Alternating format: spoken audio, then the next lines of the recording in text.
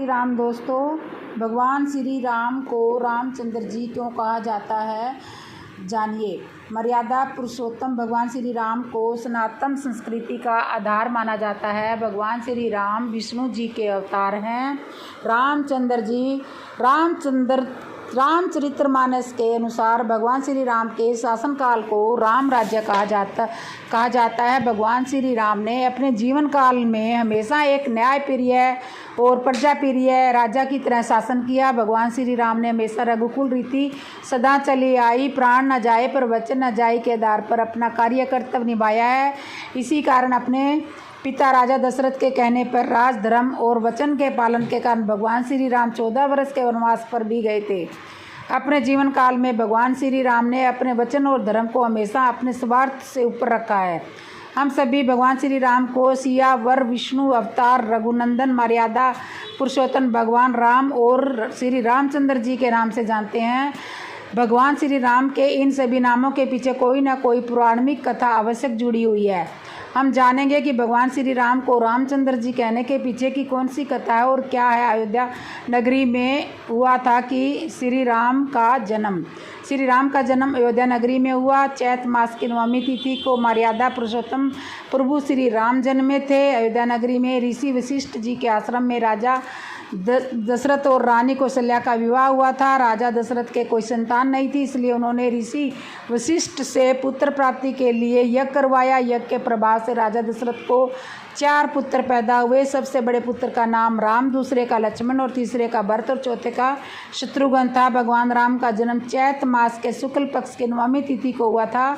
इस दिन राम नवमी के रूप में मनाया जाता है। भगवान राम का जन्म अयोध्या नगरी में हुआ था। अयोध्या नगरी को भगवान राम की जन्मभूमि माना जाता है। भगवान राम का जन्म एक ऐतिहासिक घटना है। भगवान राम विष्णु के अवतार थे। उन्होंने अपने जीवन काल में कई महान कार्य किए। उन्होंने रावण का वध करके माता सीता को मुक्त करवाया। उन्होंने 14 वर्ष के वनवास में भी अपने धर्म और मर्यादा का पालन किया। भगवान राम एक आदर्श राजा थे। उनके शासनकाल को राम राज्य कहा जाता है। चंद्रमा को दिए वरदान के कारण कहलाए रामचंद्र।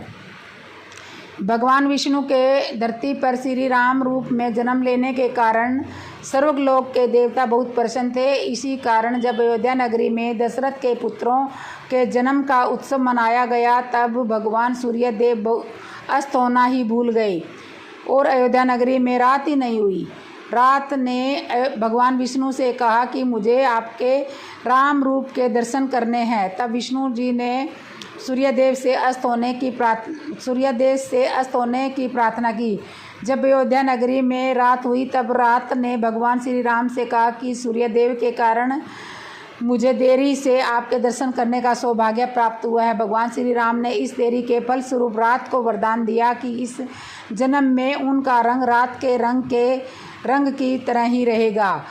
इसके बाद चंद्रदेव ने भी भगवान श्री रामचंद्र से कहा कि सूर्यदेव के कारण मुझे भी आपके दर्शन करने में देरी होगी। भगवान श्री रामचंद्र ने चंद्रदेव को भी यह वरदान दिया कि चंद्रदेव का नाम भगवान राम के नाम के साथ हमेशा जुड़ा रहेगा। इसी कारण आज भी संसार में भगवान श्री राम को रामचंद्र जी के नाम से माना जाता है। रामनवमी क्यों मनाया जाता है, जाने। रामनवमी और महानवमी में क्या अंतर है। रामनवमी हर वर्ष में शुक्ल पक्ष को मनाया जाने वाला एक प्रमुख हिंदी त्यौहार है। यह त्यौहार भगवान राम के जन्म के उपलक्ष्य में मनाया जाता है, जो हिंदू धर्म में एक प्रमुख प्रतीक है। इस दिन लोग भगवान राम की पूजा अर्चना करते हैं, उनसे आशीर्वाद की प्रार्थना करते हैं। सन 2024 में रामनवमी की तिथि 17 अप्रैल की थी, जो बुधवार के दिन थी। यह दिन सूर्योदय से आरंभ होकर दोपहर 3:40 तक रहा था। रामनवमी के इस शुभ अवसर पर लोग विशेष रूप से भगवान राम की पूजा की और उनके धार्मिक और आध्यात्मिक महत्व को समझते हैं।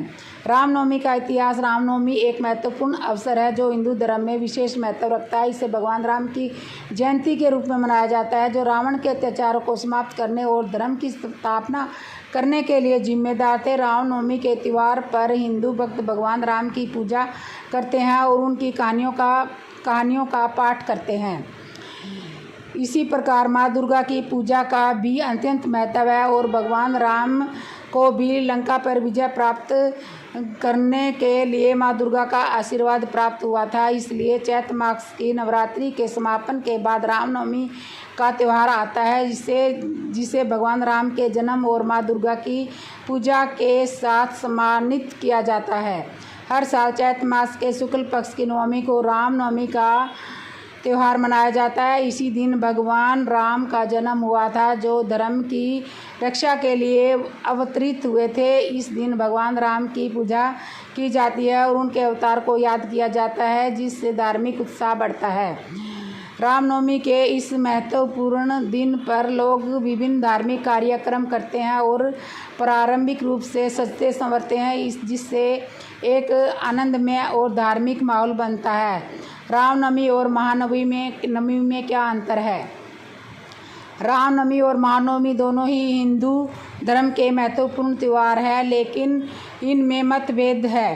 रामनवमी भगवान राम के जन्म के अवसर पर मनाई जाती है, जबकि महानवमी नवरात्रे के 9 दिनों के अंत में मनाई जाती है और देवी दुर्गा की पूजा के लिए समर्पित है। इसके अलावा रामनवमी पर भगवान राम की पूजा की जाती है, जबकि महानवमी पर माँ दुर्गा की पूजा की जाती है और रामलीला और भजन संध्या जैसे विभिन्न धार्मिक कार्यक्रम होते हैं। रामनवमी और महानवमी की विशेषता और महत्व। रामनवमी भगवान राम के जन्म के अवसर पर मनाया जाता है, नवरात्रि के 9 दिनों के अंत में मनाया जाता है और माँ दुर्गा की पूजा के लिए अर्पित है। रामनवमी शारदीय नवरात्रों के अंत में मनाया जाता है। धार्मिक कार्य में भगवान राम की पूजा अर्चना की जाती है, माँ दुर्गा की पूजा की जाती है। भक्तों द्वारा रामायण श्लोकों का पाठ, धार्मिक कार्यक्रम, रामलीला और भजन संध्या का विशेष आयोजन किया जाता है। रामनवमी का इतिहास। अयोध्या नगरी में राजा दशरथ ने महर्षि वशिष्ठ की सलाह का बड़ी आस्था से पालन किया और कामष्टि यज्ञ करने का निर्णय लिया। यज्ञ समाप्त होते ही खीर राजा की तीनों रानियों को परोसी गई। इस अनोखे यज्ञ के कुछ समय बाद राजमहल में एक अद्भुत घटना घटी। रानी कौशल्या सबसे पहले प्रसव करने वाली थी, जिनसे भगवान राम का जन्म हुआ, जो सर्वश्रेष्ठ और प्रिय थे। फिर कैकेयी ने भरत को जन्म दिया, जो उनके प्रिय थे और हृदय प्रिय थे। और अंत में सुमित्रा ने जुड़वे बच्चों को जन्म दिया और जो उनका नाम था लक्ष्मण और शत्रुघ्न, जो एक दूसरे के प्यार में एक दूसरे से जुड़े हुए थे। इस प्रकार यह प्रेरक कहानी हमें धर्म, संबंध और संप्रण का महत्वपूर्ण सिखाती है, जो हर किसी के जीवन में बेहद ही महत्वपूर्ण है। जय श्री राम। दोस्तों, आपको ये जानकारी कैसी लगी?